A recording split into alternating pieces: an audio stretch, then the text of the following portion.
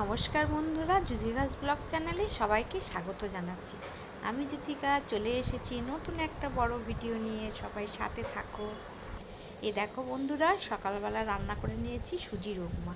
আমি কিন্তু সুজির উপমাটাতে কোনো সবজি দিইনি, আলু ছাড়া, এমনি ভালোবাসে সবাই। এ দেখো খেতে দিয়ে দিয়েছি আমার শ্বশুর শাশুড়িকে। এইবারে ছেলেকে এখানে দিয়েছি হচ্ছে ওটস। ছেলে কিন্তু সুজি খাবে না। এবার আমিও নিজে খেতে বসেছি, খাচ্ছি। চামচ আর খুঁজে পাইনি, কি করব, হাত দিয়েই খাচ্ছি। এবারে চিন্তা করছি কি রান্না হবে। আজকে তো নিরামিষ, কিচ্ছু চিন্তা করে ভেবে পাচ্ছি না নিরামিষে কি রান্না করব।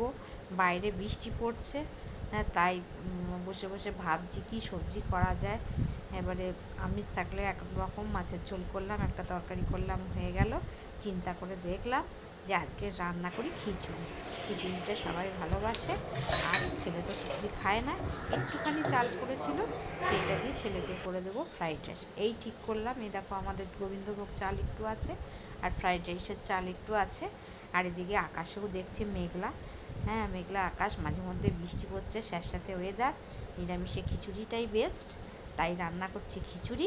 মুগের ডাল ভাজা বসিয়ে দিয়েছি। খিচুড়িটা কিন্তু আমাদের বাড়িতে, আমরা ছেলে বাদে মোটামুটি আমরা কিন্তু চারজনে মোটামুটি ভালোই বাসি বেশ।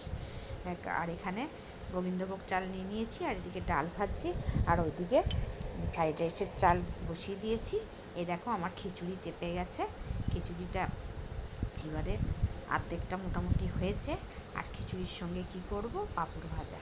পাঁপড়টাকে কিন্তু ভেজে নিচ্ছি। পাঁপড় ভেজে এরকম প্লাস্টিকের মধ্যে রেখে তারপরে সেটাকে গিট বেঁধে রাখলে কিন্তু পাঁপড়টা বেশ মচমচি থাকে। আর অনেকক্ষণই মানে প্রায় টাইম হয়ে গিয়েছে, খেতে আর বেশি দেরি নেই, যার জন্য এই করছি। এবারে দেখো নিয়ে নিয়েছি হচ্ছে আলু, পাতলা পাতলা করে, বেগুন নাই। এবার বাড়িতে যা সবজি ছিল সেই দিয়ে আলুটাকে পাতলা পাতলা করে কেটেছি। তার সঙ্গে কিন্তু বেসন, খাবার সোডা আর চালের গুঁড়ো আর দিয়ে ভালো করে মেখেছি। মেখে কিন্তু রান্না করছি হচ্ছে আলুর বড়া, মুচমুচে ভাজা, পাঁপড় ভাজা, আর তার সঙ্গে হচ্ছে আলুর বড়া। আর এখানে ছেলের জন্য একটু অল্প করে ফ্রাইড রাইস করে নিয়েছি।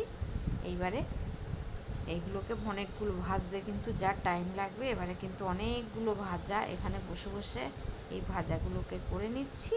ভাজাগুলোকে করে নিয়ে, আর এখানে রয়েছে হচ্ছে তোমার সোয়াবিনের তরকারি করেছি। নিরামিষে কী করব, খিচুড়ির সঙ্গে একটু বেমানানো হোক, এই আলুর দমের মতনই সোয়াবিনের তরকারি করেছি। করে এবার রান্না সেরে স্নান সেরে চলে এলাম। শাশুড়িকেও মাথা টাথা ধুয়ে দিয়েছি, দিয়ে এবার স্নান সেরে চলে এলাম। এবার ছেলেকে খেতে দিয়েছি, আর দিলাম শ্বশুরমশাইকে। শাশুড়ি মারও খিচুড়ি বাড়া হয়ে গিয়েছে, দিয়ে দিলাম খেতে। এবার ওদেরকে খাইয়ে শাশুড়িকে মুখ টুক ধুয়ে এবার কর্তাকিনি দুজনে খেতে বসে গেছি। এবারে কর্তার তো খিচুড়িটা আজকে ভীষণ ভালো লেগেছে, হয়তো অনেক দিন পর বলেই হয়তো বেশি ভালো লেগেছে। এইবারে দেখো খাওয়া দাওয়া হয়ে গিয়েছে, এবারে ঘুমিয়ে পড়েছে। ছেলেও বসে গেছে এখানে ল্যাপটপ নিয়ে। আমারও খাওয়া দাওয়া মোটামুটি সারা হয়ে গেল। এইবারে একটুখানি গ্যাস ট্যাস সব পরিষ্কার করে নিচ্ছি। এবারে গ্যাস ট্যাস পরিষ্কার করে নিয়ে এবারে টাটা বাই বাই। ব্লগটাকে আর বড় করছি না, সবাই ভালো থেকো, পাশে থেকো।